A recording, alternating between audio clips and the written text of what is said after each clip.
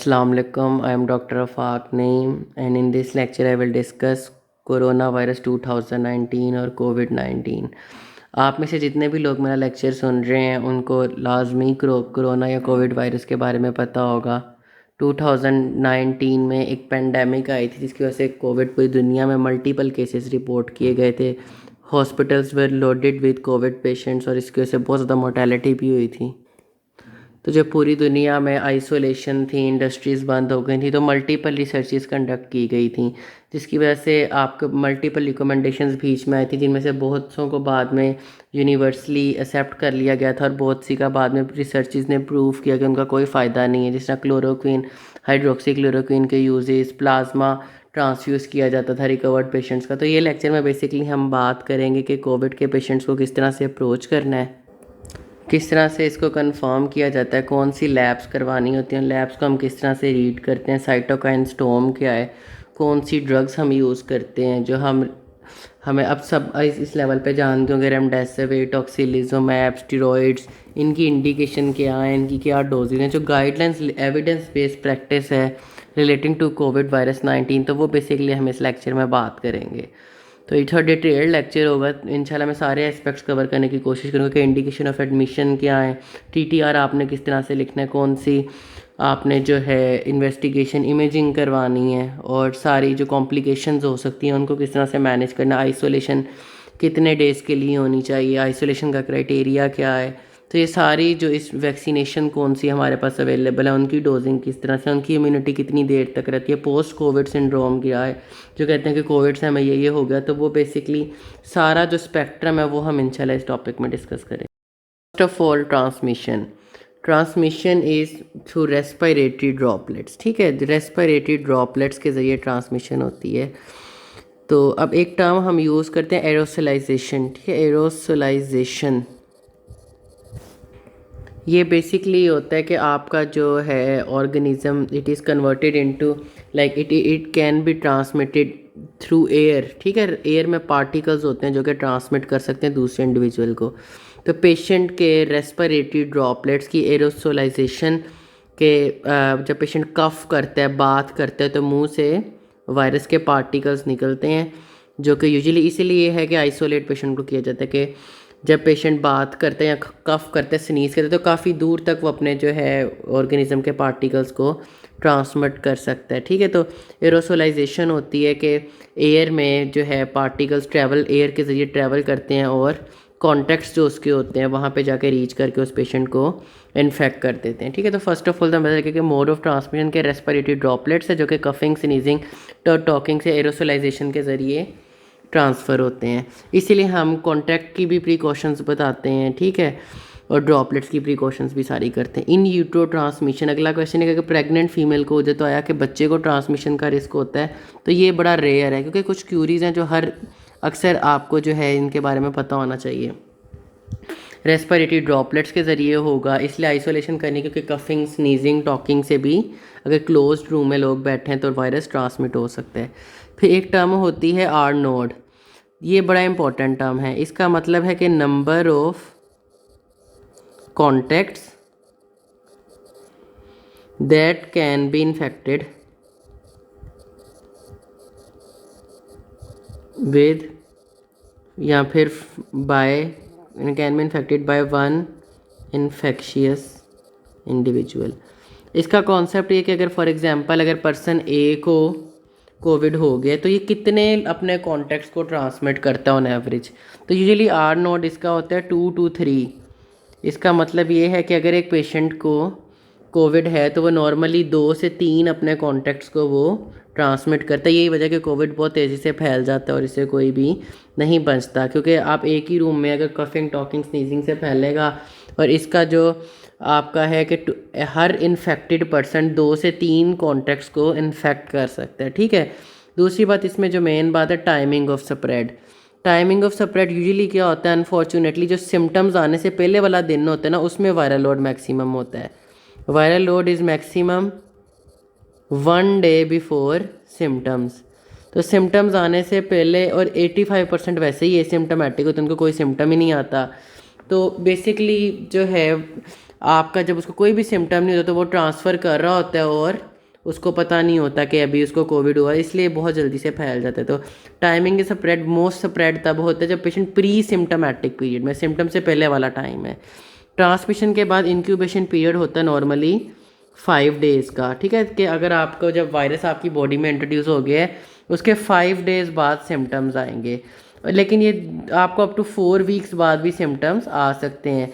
क्योंकि ये कुछ क्वेश्चन हैं जो लोग पूछे कि प्रेग्नेंट है बच्चे को जा सकता है, उसको खांसी, उसको कोविड वाले सिम्टम्स थे, मैं उसके कांटेक्ट में आया, मुझे वायरस नहीं हुआ, कितने दिन बाद हो सकता है? इंक्यूबेशन पीरियड 5 डेज़ है, लेकिन अप टू 4 वीक्स बाद भी सिम्टम्स आ सकते हैं, ठीक है। तो ये आपका कॉन्सेप्ट है कि ट्रांसफ़र किस तरह करते हैं, रेस्पिरेटरी ड्रॉपलेट्स के ज़रिए। एक पर्सन 2 से 3 लोगों को इन्फेक्ट करता है। टाइमिंग ऑफ स्प्रेड किया कि वायरल लोड मैक्सिमम होता है 1 डे बिफोर सिम्टम, तो यूजुअली प्री सिम्टोमेटिक पीरियड में ज़्यादा ट्रांसफ़र होता है। इंक्यूबेशन पीरियड कितना है? 5 डेज़ का, ठीक है। ये कौन रेस्पिरेटरी ड्रॉपलेट्स है such as saliva, aerosolisation, coughing, sneezing, profiles, respiratory droplets, simple talking in close quarters can spread the virus. In utero transmission is rare. फिर मैंने बात की थी कि 2 to 3 है number of contacts infected by 1 infectious individual. Pre symptomatic spread mostly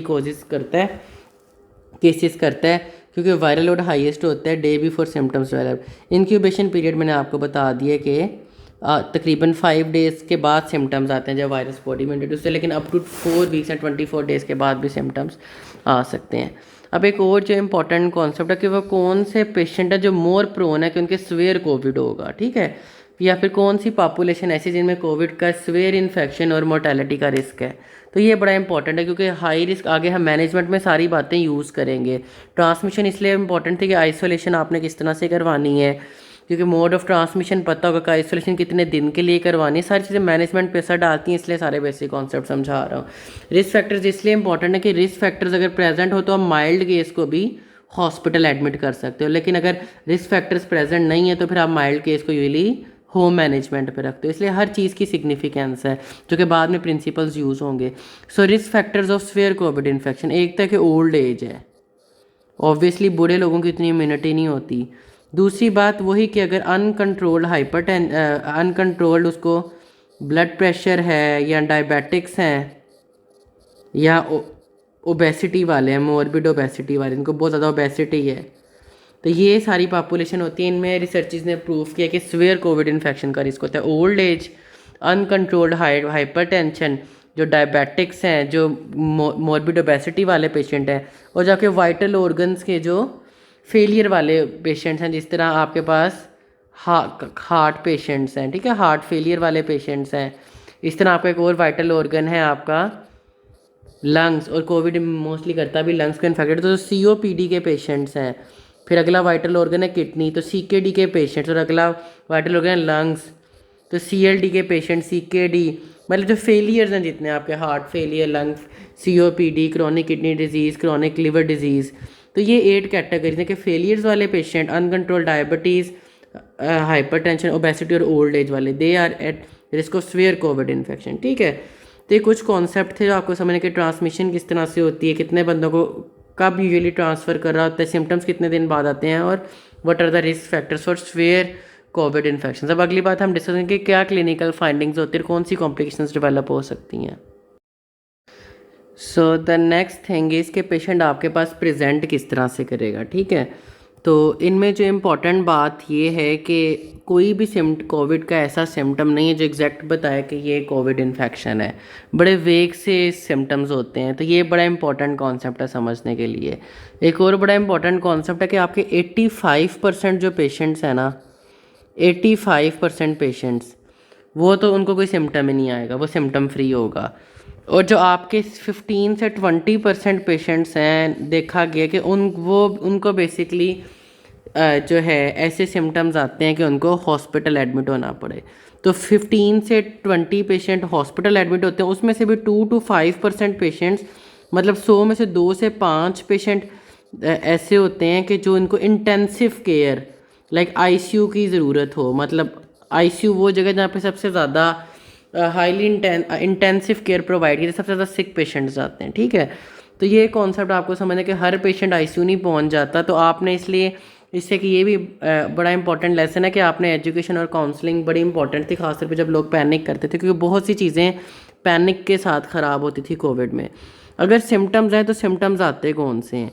symptoms just like other viral infections, बड़े वेग से सिम्टम्स हैं। एक तो फीवर एक ज़रा बड़ा क्लासिकल फीचर है, और जिस तरह बाकी हमारे पास डेंगू, कोविड, मलेरिया में फीवर के साथ हेडेक, माइल्जियाज, बहुत स्वेयर बॉडी पेन्स होती हैं, ठीक है, हेडेक, माइल्जियाज, वीकनेस, तो ये तो बड़े वेग से साइन है।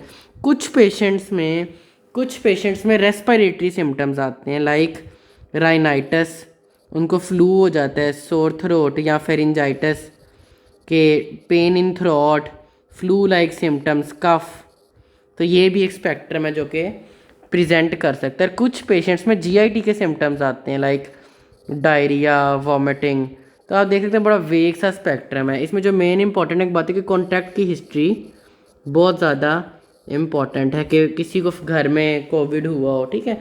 Fever, headache, myalgia, weakness, rhinitis, pharyngitis, cough, diarrhoea, vomiting, इसमें से कुछ भी हो सकता है। आजकल की जो डायनामिक्स है उसमें बहुत से लोगों को तो ये मतलब इसी तरह के वेग से सिम्टम आके वो खुद ही रिकवर कर जाते हैं। तो हम आगे बात करेंगे कि कौन से केसेस को सिर्फ सिम्टोमेटिकली मैनेज करना है, कब आपने इन्वेस्टिगेट कराना है, कब एडमिट करना है, तो वो सारी हम बातें डिस्कस करेंगे। अभी के लिए यही कि सिर्फ 15 से 20% पेशेंट को हॉस्पिटल की एडमिशन की ज़रूरत पड़ती है।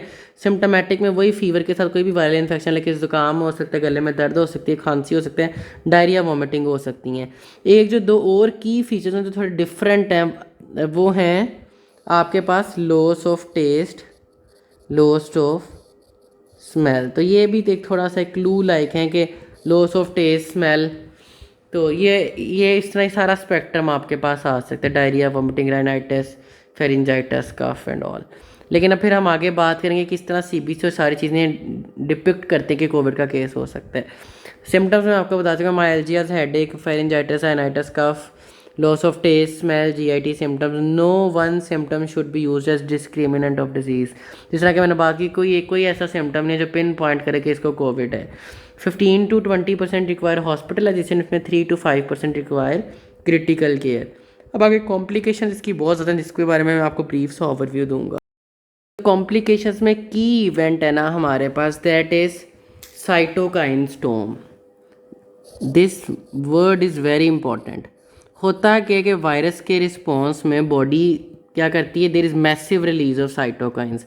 साइटोकाइंस वो आपके मीडिएटर्स होते हैं जो कि इन्फ्लेमेशन को कंडक्ट कराते हैं। बेसिकली नॉर्मली क्या होता है कि जब भी कोई ऑर्गेनिज्म आता है उसके खिलाफ में इन्फ्लेमेटरी सेल्स साइटोकाइंस बनाते हैं ताकि उस ऑर्गेनिज्म को बॉडी से क्लियर किया जा सके।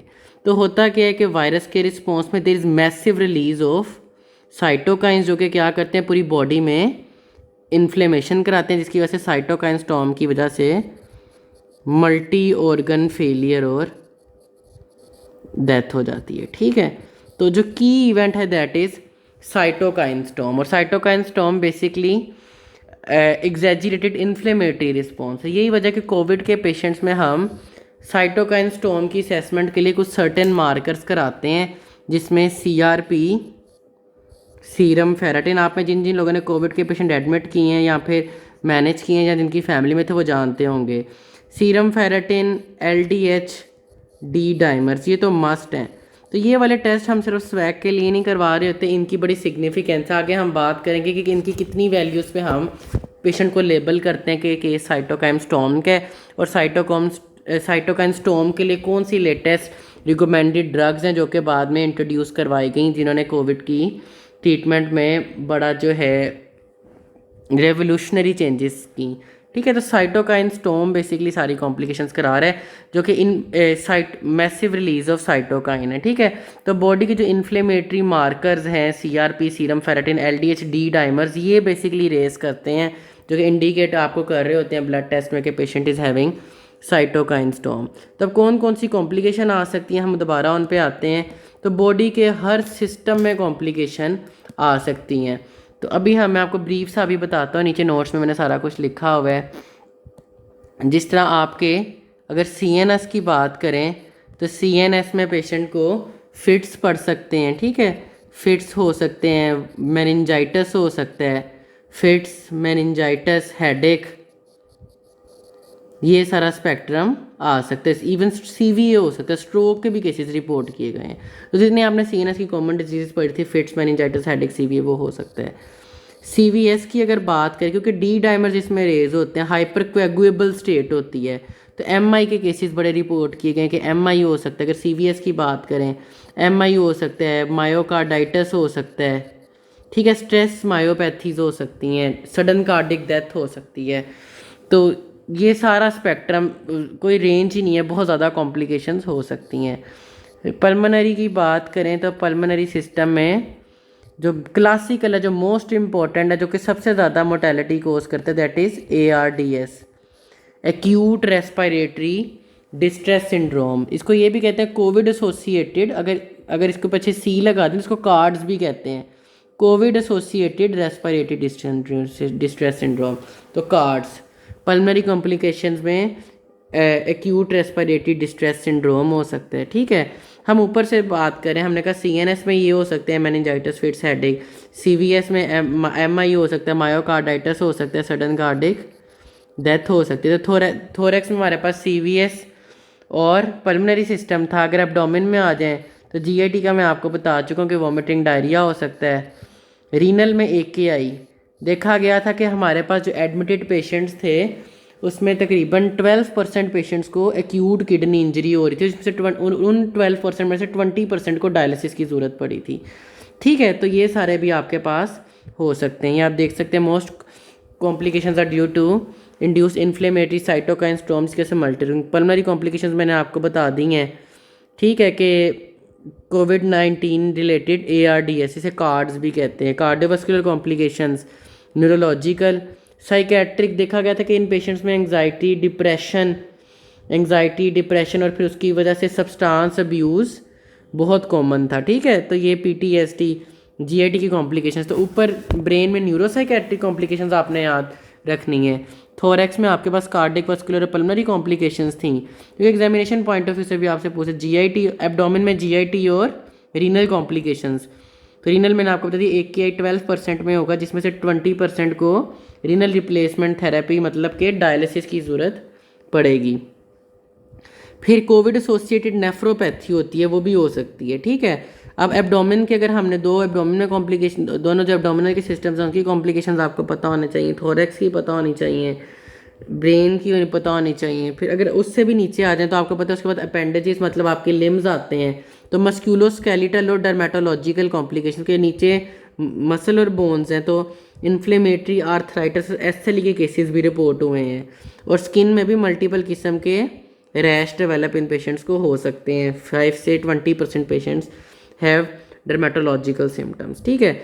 अब उसके अलावा कुछ और एडिशनल कॉम्प्लिकेशंस जिनका आपको पता होना चाहिए, वो ये कि इन पेशेंट्स में कोएगुलेशन की कॉम्प्लिकेशंस आती हैं, ठीक है। अक्सर क्या होता है, हाइपर कोएगुएबल स्टेट, जिसकी वजह से क्लोट्स बनते हैं।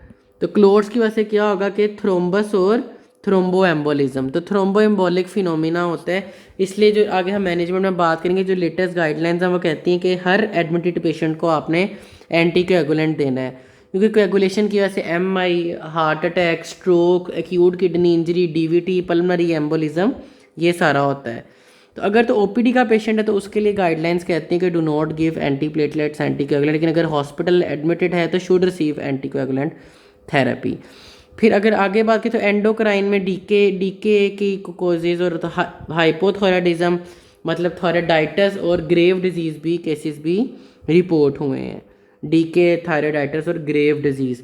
इन्फेक्शंस की बात करें तो गाइडलाइंस कहती हैं कि 8% पेशेंट्स को सुपर एडिड बैक्टीरियल इन्फेक्शंस हो जाती हैं। 8% hospitalise patients get super added bacterial infections. और एक होता है कि कोविड एसोसिएटेड पल्मोनरी एस्परजिलोसिस, ठीक है। बाकी मल्टी सिस्टम इन्फ्लेमेटरी सिंड्रोम। तो ये कॉम्प्लिकेशंस का आपको थोड़ा सा आइडिया होना चाहिए कि सिम्टम्स में आपके पास फीवर, माइल्जियाज, बॉडी एक, फिर साथ रेस्पिरेटरी सिम्टम्स आ सकते थे, GIT सिम्टम्स आ, लॉस ऑफ टेस्ट स्मेल। हमने कहा था 15 से 20% एडमिट होंगे और 3 से 5% को क्रिटिकल केयर चाहिए होगी। कॉम्प्लिकेशंस का मैकेनिज्म हमने डिस्कस किया कि साइटोकाइन स्टॉर्म है, मैसिव रिलीज ऑफ साइटोकाइंस हैं, जो कि बाद में मल्टी ऑर्गन फेलियर और डेथ करा रहा है। हमने कहा कि हर सिस्टम अफेक्ट हो सकता है, ब्रेन हो सकता है, साइकेट्रिक सिम्टम्स आ सकते हैं, पल्मनरी में ARDS हो सकता है, GIT में हमने कहा CVS में हमने कहा MI मायोकार्डाइटिस हो सकता है, जी रीनल में कहा हमने कहा कि एक्यूट किडनी फेलियर हो सकता है। ठीक है, हमने जिक्र किया कि कोविड एसोसिएटेड नेफ्रोपैथी हो सकती है। फिर हमने कहा कि SLE हो सकता है, इन्फ्लेमेटरी आर्थराइटिस हो सकता है, डर्मेटोलॉजिकल रैश हो सकते हैं। मेन इसमें थी कोएगुलोपैथी हो सकती है, इसलिए हर एडमिटेड पेशेंट को एंटीकोएगुलेंट देने हैं, लेकिन माइल्ड केसेस में एंटीकोएगुलेंट्स नहीं देने। फिर हमने कहा सुपरएटेड बैक्टीरियल इन्फेक्शंस हो सकती हैं और एंडोक्रिनोलॉजी में डीके वगैरह हो सकते हैं। ठीक है, ये सारी कॉम्प्लिकेशंस आपको आनी चाहिए। Then there is a term called long covid syndrome. देखा गया कि आपने भी सुना होगा कि बहुत से लोग कहते हैं कि कोविड के बाद से मुझे ये मसला बन गया, तो ये बेसिकली क्लिनिकल आइडेंटिटी है। What is long covid syndrome? देखा गया कि आपके पास 3 to 7% केसेस में कोविड के बाद कुछ ऐसे सिम्टम्स रहते हैं जो कि बड़े लॉन्ग टर्म आपको परसिस्ट करते हैं, जिसमें हर वक्त फटीगेबिलिटी, थकावट, फटीग, वीकनेस, कुछ लोगों को डिस्पनिया, शॉर्टनेस ऑफ ब्रेथ, क्योंकि हमने कहा ARDS मोस्ट लीथल कॉम्प्लिकेशन है, तो डिस्पनिया परसिस्ट किया। कुछ लोगों में स्लीप डिस्टर्बेंसेस देखी गई, कुछ लोगों में हेडेक, मेमोरी लॉस। तो ये कुछ क्लासिकल सिम्टम्स हैं जो कि आपको लॉन्ग कोविड सिंड्रोम के कोविड के बाद लंबे अरसे तक 3 to 7% केसेस में सिम्टम्स परसिस्ट करते हैं। Fatigue, weakness, dyspnoea, sleep disturbance, headache, memory loss. इसके लिए जो अभी तक लिमिटेड जो एविडेंस है, वही कहते हैं कि अगर आप एक्टिविटी, एक्सर्शन वगैरह बढ़ाते हो तो they help with the symptoms. ठीक है, प्रिवेलेंस क्या 4 to 7%। Fatigue, weakness, dyspnoea, taste कुछ लोगों का ख़राब रहता है, मेमोरी इम्पेयरमेंट, हेयर लॉस। और ये भी देखा गया कि increase incidence of early onset Alzheimer's. ठीक है, अल्जाइमर डिजीज, इसमें डिमेंशिया, भूलने की बीमारी और कोग्निटिव डिक्लाइन होता है। This is long covid syndrome. Prevalence is 4 to 7%। Fatigue, muscle weakness, dyspnoea, taste disorder, sleep disturbance, memory disturbance and hair loss can be seen. Now I will be discussing some lab parameters के किस तरह से they will give hint of COVID infection, क्योंकि patient आपके पास आएगा fever के साथ, headache के साथ, माइल्जियास के साथ, थोड़े बहुत रेस्पिरेटरी सिम्टम्स हो सकते हैं, थोड़े बहुत GIT के सिम्टम्स हो सकते हैं। ये सिम्टम्स आपको डेंगू में भी मिलते हैं, ये सिम्टम्स आपको टाइफाइड में भी मिलते हैं। तो CBC will give you some hint, क्योंकि नॉर्मली अगर बैक्टीरियल इन्फेक्शंस हों तो बैक्टीरियल इन्फेक्शंस में क्या होता है कि आपके वाइट ब्लड सेल्स रेज करते हैं, जिसमें मेनली न्यूट्रोफिल्स रेज करते हैं। ठीक है, तो न्यूट्रोफिलिया होता है। ये आपकी जो पिक्चर है, ये बैक्टीरियल इन्फेक्शन वाली पिक्चर होती है। जो डेंगू वाले पेशेंट्स होते हैं उसमें क्या होता है कि प्लेटलेट्स कम होते हैं और TLC कम होता है, और वो कम होते ही चले जाते हैं। तो ये आपकी पिक्चर डेंगू वाली है। तो CBC को जब आप साथ कंबाइन करते तो it will help towards diagnosis. ठीक है, टाइफाइड में यूजुअली आपको डिक्रीज TLC मिलता है, जो कि टाइफाइड की पिक्चर है। मलेरिया में हीमोलिसिस होता है तो डिक्रीज AHP मिलता है। तो डिफरेंट पैटर्न है जो कि अच्छे डॉक्टर को देखने आते हैं, तो वो उसको पता चलता है कि CBC करा के क्या हो सकता है। जो कोविड के पेशेंट्स हैं उसमें देखा गया कि देयर इज़ लिम्फोपीनिया। लिम्फोपीनिया क्या कि नॉर्मली लिम्फोसाइट्स होते हैं 20 से 40%। इन केसेस में लिम्फोसाइट्स कम हो जाते हैं और रिलेटिवली फिर न्यूट्रोफिल्स की परसेंटेज बढ़ जाती है। तो लिम्फोपीनिया, न्यूट्रोफिलिया कि लिम्फोसाइट अगर आप देखो तो 20% या 18% है, और अब बाद में आप एब्सोल्यूट लिम्फोसाइट काउंट देखो कि लिम्फोसाइट का नंबर कितना है, तो वो भी डिक्रीज हुआ होगा, और न्यूट्रोफिल्स का आपको रिलेटिवली इंक्रीज मिलेंगे।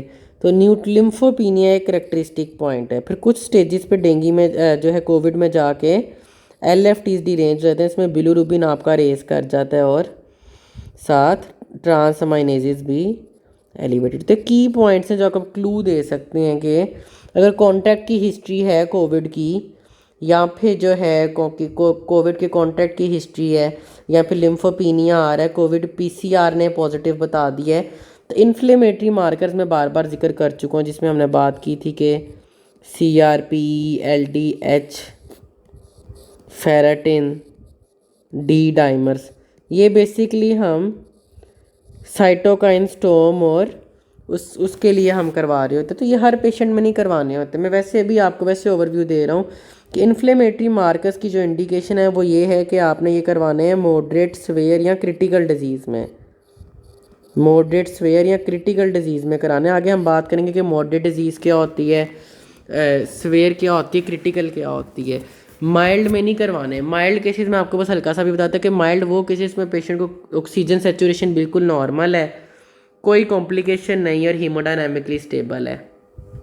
ठीक है, एक्सरे भी नॉर्मल है, सेचुरेशन भी नॉर्मल है और जो है हीमोडायनामिकली स्टेबल है, कोई कॉम्प्लिक। उन केसेस में ये टेस्ट इतने महंगे करवाने की ज़रूरत नहीं है। लेकिन अगर मॉडरेट स्वेयर या क्रिटिकल डिजीज़ का पेशेंट है, जो कि हम आगे डिस्कस करेंगे कि क्या होती हैं, तो उनमें आपने इन्फ्लेमेटरी मार्कर्स लाजमी कराने to identify the cytokine storm, और इन्फ्लेमेटरी मार्कर्स आपके रेज्ड मिलते हैं। ठीक है, इन कोविड।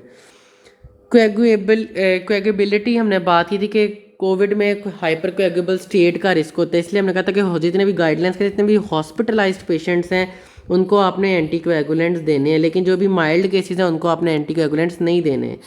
तो कोएगुबिलिटी या को आपको किस तरह से पता चलेगा, वो आपको इस तरह से पता चलेगा कि आपके जो डी डाइमर्स आपने कराए हैं, डी डाइमर्स बेसिकली क्या हैं कि फाइब्रिनोजन डिग्रेडेशन प्रोडक्ट के जब क्लॉट बनते हैं, तो जब भी बॉडी में क्लॉट बनते हैं तो बॉडी उनको क्लॉट को डिग्रेड करने की कोशिश करती है। तो जब जब डिग्रेड करने की कोशिश की तो डिग्रेडेशन प्रोडक्ट्स बनते हैं।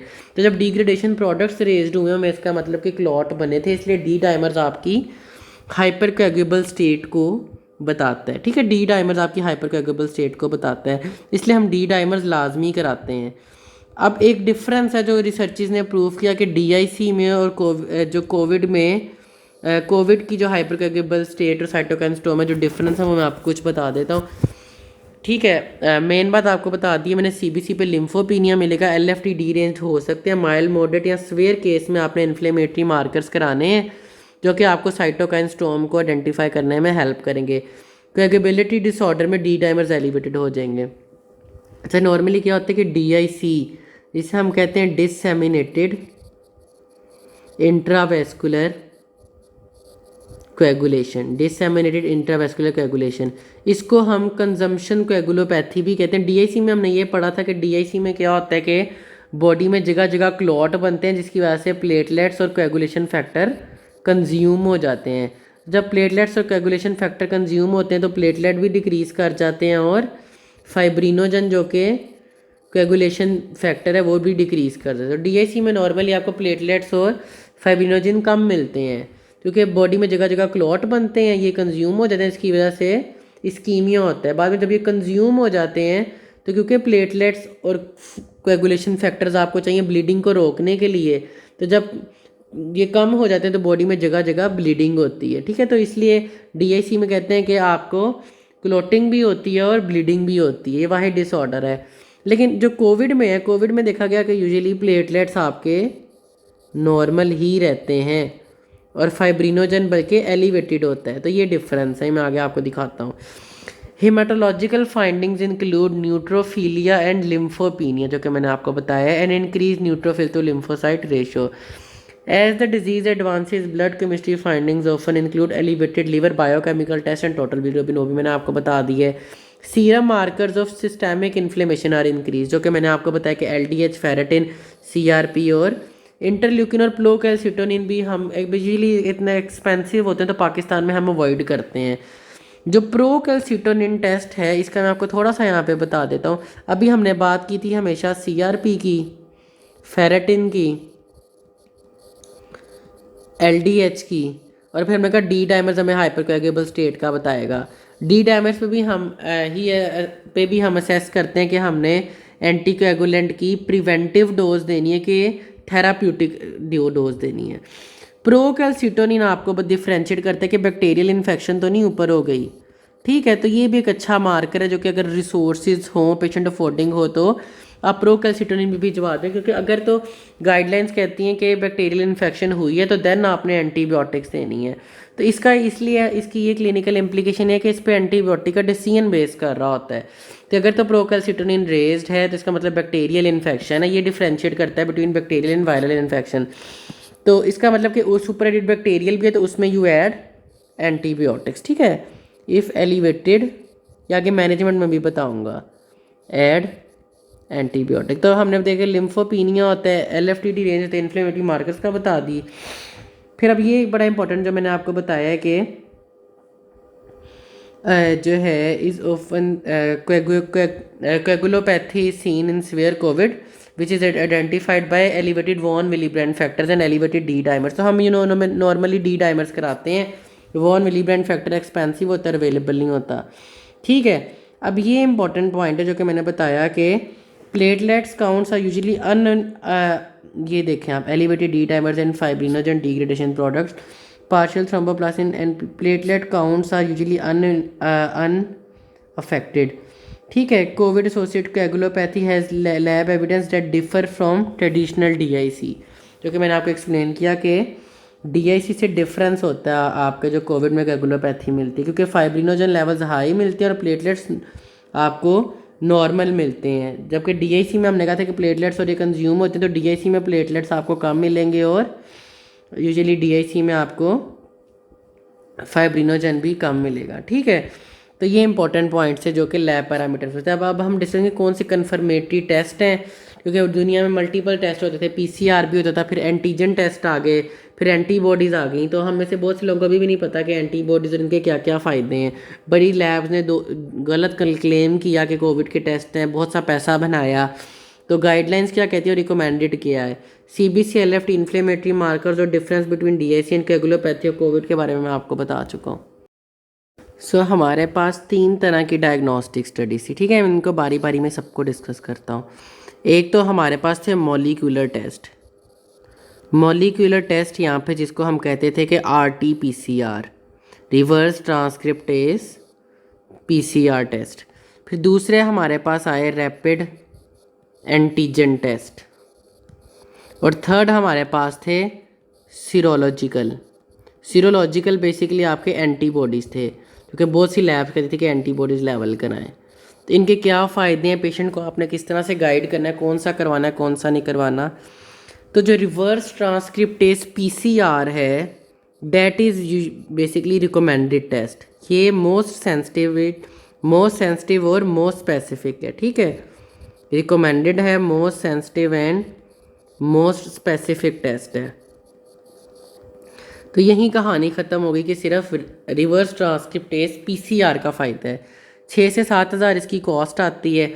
अब PCR के लिए सैंपल के लिए आपके पास डिफरेंट हैं, एक ओरोफेरेंजियल सैंपल हो सकता है, लेकिन उससे ज़्यादा सेंसिटिविटी नेज़ोफेरेंक्स की है। तो हमारे यहाँ मोस्टली नेज़ोफेरेंजियल स्वैब लेते थे, और उससे भी ज़्यादा सेंसिटिविटी है अगर आप ब्रोंको एल्वियोलर लेवाज, मतलब आप ब्रोंकोस्कोपी करो, रेस्पिरेटरी ट्री में ब्रोंकोस्कोप डाल के वहाँ से लेवाज करके फ्लूइड लेके उसका टेस्ट कराओ। तो इनकी अगर हम सेंसिटिविटी की बात करें तो ओरोफेरेंजियल की तकरीबन 30% है, नेज़ोफेरेंजियल की तकरीबन 60% है, और इसकी 90% है। तो जो मोस्ट एक्यूरेट हमारे पास टेस्ट है that is real time reverse transcriptase PCR, जो कि रिकमेंडेड है, मोस्ट सेंसिटिव और मोस्ट स्पेसिफिक टेस्ट है। ये इसकी भी अगर आप देखो तो इवन नेज़ोफेरेंजियल सैंपल के साथ, क्योंकि ब्रोंको एल्वियोलर लेवाज तो आपका इन्वेसिव होता है, एक्सपर्टीज चाहिए, कॉस्ट बहुत बढ़ जाती है। इसके साथ भी इसकी सेंसिटिविटी 60% है। इसका मतलब ये कि 40% पेशेंट फिर भी ऐसे होंगे कि जिनको कोविड होगा लेकिन उनका टेस्ट नेगेटिव आएगा। ठीक है, तो ये भी आपने, ये बहुत इंपॉर्टेंट है। आपसे अक्सर पब्लिक कहती है कि डॉक्टर साहब मेरा PCR तो मेरा कोविड का टेस्ट तो नेगेटिव आ गया है। ठीक है, तो ये बड़ा इंपॉर्टेंट बात है कि 30 से 40% पेशेंट्स में टेस्ट नेगेटिव आएगा।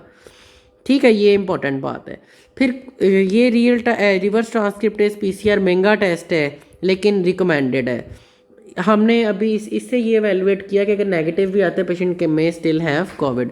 रैपिड एंटीजन टेस्ट, ये बेसिकली सस्ते टेस्ट थे, स्टिप्स और ये वाले मेथड्स, डिफरेंट मैकेनिज्म से इनके रैपिड एंटीजन टेस्ट के जल्दी से रिजल्ट आ जाता था।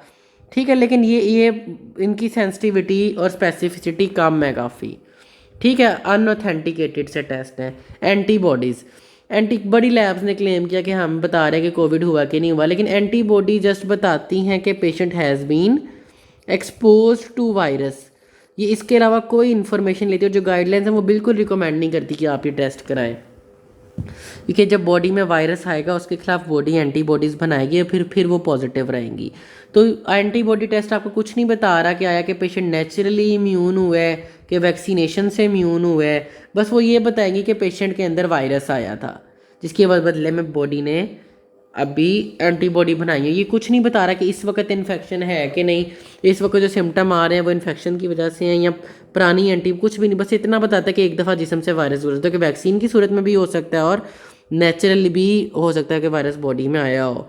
तो ये 3 तरह के टेस्ट हैं जो कि होते हैं। मॉलिक्यूलर टेस्ट, इसमें रिवर्स ट्रांसक्रिप्टेड PCR है, रैपिड एंटीजन टेस्ट है और सीरोलॉजिकल एंटीबॉडीज़ लेवल है। तो इसमें जो हम नतीजा निकाले तो मेनली ये कि रिवर्स ट्रांसक्रिप्टेज PCR ही रिकमेंडेड है, और उसमें भी हमने कहा कि 30 से 40% केसेस में नेजोफरेंजियल स्वैब के साथ भी टेस्ट नेगेटिव आएगा। ठीक है, तो मॉलिक्यूलर टेस्ट होते हैं, रैपिड एंटीजन टेस्ट होते हैं और एंटीबॉडी टेस्ट होते हैं।